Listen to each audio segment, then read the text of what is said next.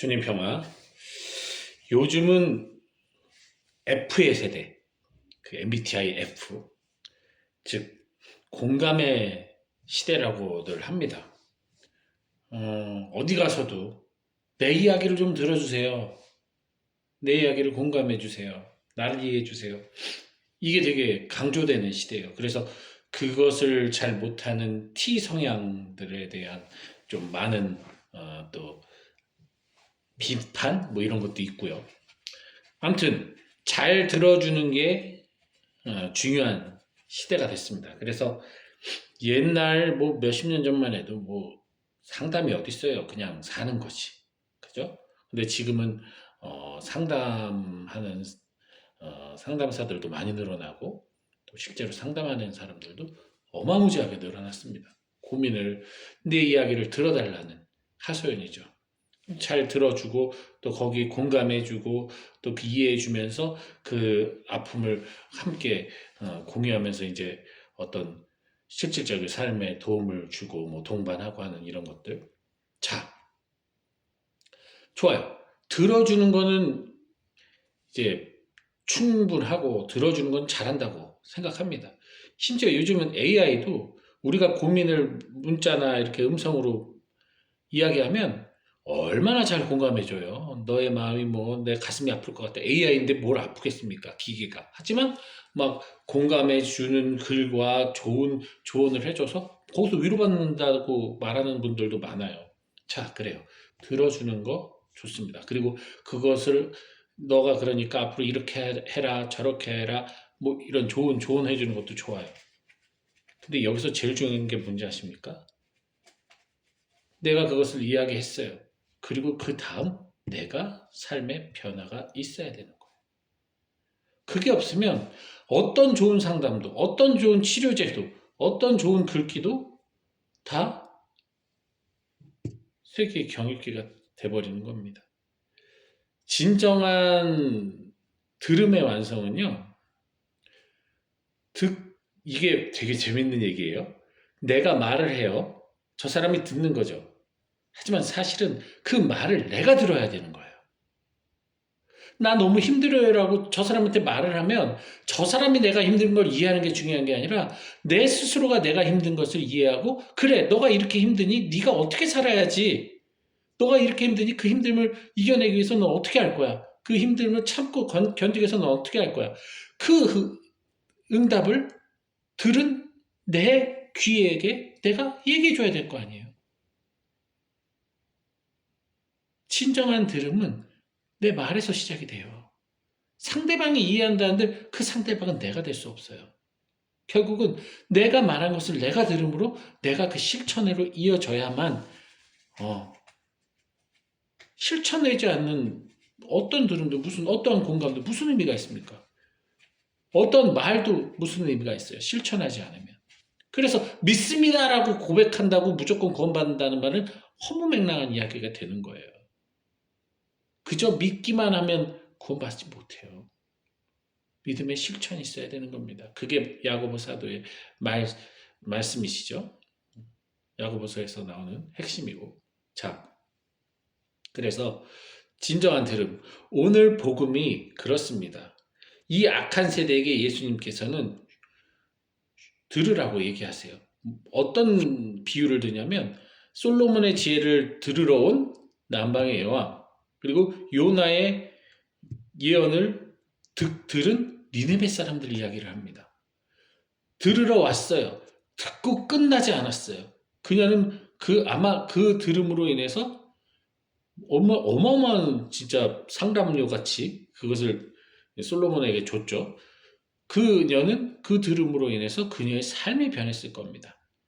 바로 니네베 사람들도 그랬죠. 임금부터 짐승까지 베옷을 입고 정말 회개를 선포하고 완전히 돌아서는 하나님에게 보기에 역겨운 삶에서 완전히 돌아서는 실천의 모습을 보이죠.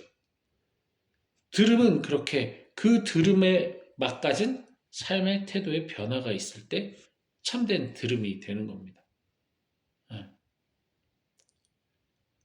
그런데 사실 우리들은 잘 말하지도 못할 뿐더러 잘 듣지도 못해요. 눈이 막히고, 눈이 멀고, 귀가 멀고, 입이 막혀 있는 이들이죠. 그래서 참 안타까운 거죠. 세상 속에 살아가는 것에 대한 고민과 힘든 것에 대해서는 그렇게 나 괴롭고 힘들다는 말은 잘하면서 나의 신앙의 부족함과 모자람에 대해서 하느님 앞에 눈물 흘리면서 괴로워하는 일은 적어요. 상대적으로 적어요. 주님께 눈물 흘리며 기도할 때 그 기도는 주로 뭡니까? 나의 삶의 어려움과 공고함, 그리고 나와 어떤 이웃들과의 관계 안에서 어려움, 뭐 이런 것들로 힘들어 하잖아요. 나의 환경, 뭐 상황, 이런 것들. 근데 정작 나의 신앙이, 나의 기도가, 나의 하느님을 향한 사랑이 부족하다고 느끼고 그 사랑이 병들어 있다는 느낌으로 그것 때문에 고통스러워서 주님께 어떻게 저는 이렇게 주님을 사랑하지 못할까요? 주님께 의지하지 못할까요? 주님을 믿고 따르지 못할까요? 주님 저는 왜 이럴까요? 라고 온전히 그 이유로 주님께 하소연하면서 제 얘기를 들어주세요라고 기도하는 경우는 많지가 않다는 거예요. 주로 어떤 힘든 일이 있을 때 그런 기도가 나오긴 하죠. 하지만 행복하고 막 너무 좋은데 승승장구하고 너무 행복한데 바로 이 순간 이 행복하다고 느끼면서 세상에 탐닉하는 이 상황 속에서 주님을 찾지 않는 그 순간에 눈물의 기도를 올리는 사람이 몇이나 됩니까? 내 스스로가 하느님에게서 멀어지고 있다는 그 고통을 그 고통의 이 영혼의 그 소리를 재순아 정신 차려 마르타야 마리아야 스테파노야 뭐 안젤로야 정신 차려 너 지금 심각해 라고 외치고 있는데 안 들어요. 안 듣는 거예요. 그러니 입으로도 고백하지 않는 거죠. 그래서 여러분 들으셔야 돼요. 주님의 목소리를 오늘 듣게 되거든 너희의 마음을 무디게 가지지 말라고 했어요. 그런데 내가 오늘도 망설인다 하면 주님의 목소리를 듣지 못하고 있는 겁니다. 아니면 귀를 막고 있던 거예요. 그래서 여러분들 진짜 이번 사순시기에 듣는 연습을 많이 해보세요. 이 주님의 목소리를 듣기 위해서는 우선 내가 듣기 싫은 것도 들을 수 있어야 돼요. 정치적으로 말한다면 전 정치 얘기 안 하지만 내가 싫어하는 저 진영의 사람들의 목소리도 들을 수 있어야 돼요. 안 듣잖아요. 내게 옳기 때문에 저건 틀린 거기 때문에 아예 들으려도 하지 않아요. 들어도 있는 그대로 듣는 것이 아니라 색안경을 끼고 듣죠. 보면서 그렇게 듣죠. 그러니 말도 어떻습니까? 통합적으로 나오지 않고 언제나 편향적으로 나올 수밖에 없는 거예요.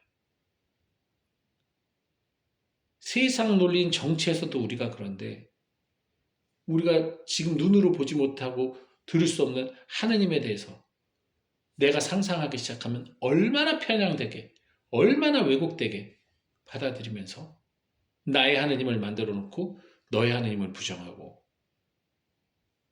단죄하고 그러겠습니까?